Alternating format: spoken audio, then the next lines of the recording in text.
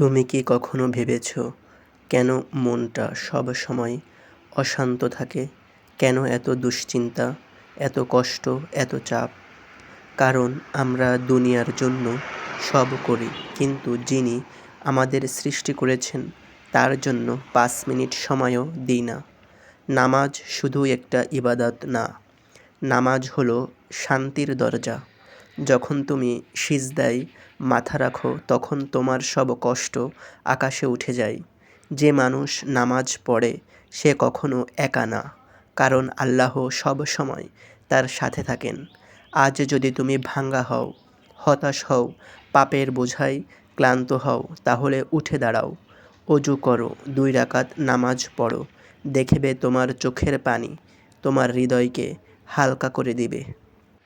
মনে রেখো, দুনিয়া তোমাকে ভুলে যেতে পারে, কিন্তু আল্লাহ কখনো তোমাকে ভুলবেন না। আজ থেকেই নামাজ শুরু করো, কারণ মৃত্যু সময় বলে কয়ে আসে না। প্রতিদিন ৫ বার আল্লাহ তাআলা আপনাকে ডাকেন। আজানের সেই সুর শুনুন, হাইয়া আলাস সালাহ, অর্থ হলো এসো নামাজের দিকে। কিন্তু আমরা কতজন সেই ডাকে সাড়া দিই? নামাজ আরবিতে বলা হয় সালাত। এটি ইসলামের ৫টি স্তম্ভের মধ্যে দ্বিতীয় স্তম্ভ। আল্লাহ তাআলা পবিত্র কুরআনে বলেছেন, নিশ্চয়ই নামাজ মুমিনদের উপর নির্দিষ্ট সময়ে ফরজ করা হয়েছে। সূরা আন-নিসা আয়াত ১০৩। দিনে ৫ ওয়াক্ত নামাজ, ফজর, যোহর, আসর, মাগরিব ও এশা। এই ৫ ওয়াক্ত নামাজ প্রতিটি মুসলিমের উপর ফরজ। নামাজ গুনাহ মাফ করে। রাসূল সাল্লাল্লাহু আলাইহি ওয়াসাল্লাম বলেছেন, তোমাদের কারো দরজার সামনে যদি একটি নদী থাকে এবং সে প্রতিদিন ৫ বার সেখানে গোসল করে, তাহলে কি তার শরীরে কোনো ময়লা থাকবে?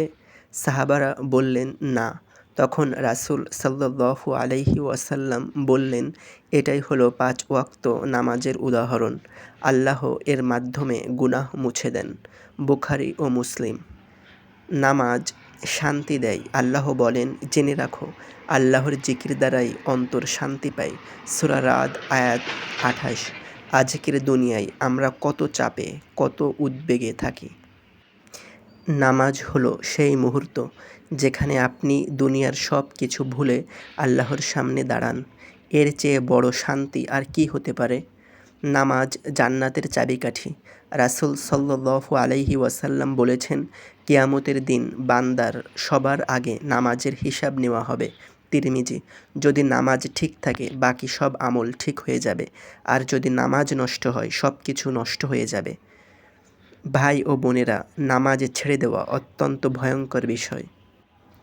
রাসূল সাল্লাল্লাহু আলাইহি ওয়াসাল্লাম বলেছেন, বান্দা এবং কুফরের মধ্যে পার্থক্য হলো নামাজ ছেড়ে দেওয়া। মুসলিম। হয়তো আপনি ভাবছেন, আমি ভালো মানুষ, কাউকে কষ্ট দিই না, সৎভাবে চলি, কিন্তু যদি নামাজ না থাকে তাহলে আল্লাহর সাথে আপনার সম্পর্কটা কোথায়? একটু ভাবুন, যে মানুষটা আপনাকে জীবন দিয়েছেন, রিজিক দিয়েছেন, সুস্থতা দিয়েছেন, তার সাথে কথা বলার সময় কি আমাদের নেই?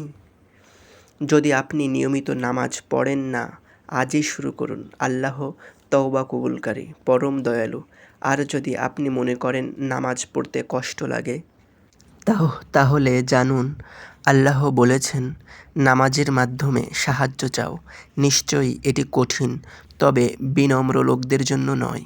সূরা বাকারা আয়াত ৪৫। শুরুতে হয়তো কঠিন মনে হবে, কিন্তু একবার অভ্যাস হয়ে গেলে নামাজ ছাড়া জীবন অসম্পূর্ণ মনে হবে। আল্লাহ তাআলা আমাদের সকলকে নিয়মিত ৫ ওয়াক্ত নামাজ আদায় করার তৌফিক দিন। আমাদের নামাজকে কবুল করুন। আমাদের পরিবার সন্তানদের নামাজি বানিয়ে দিন। আমিন। ভিডিওটি যদি উপকারী মনে হয় লাইক করুন, শেয়ার করুন।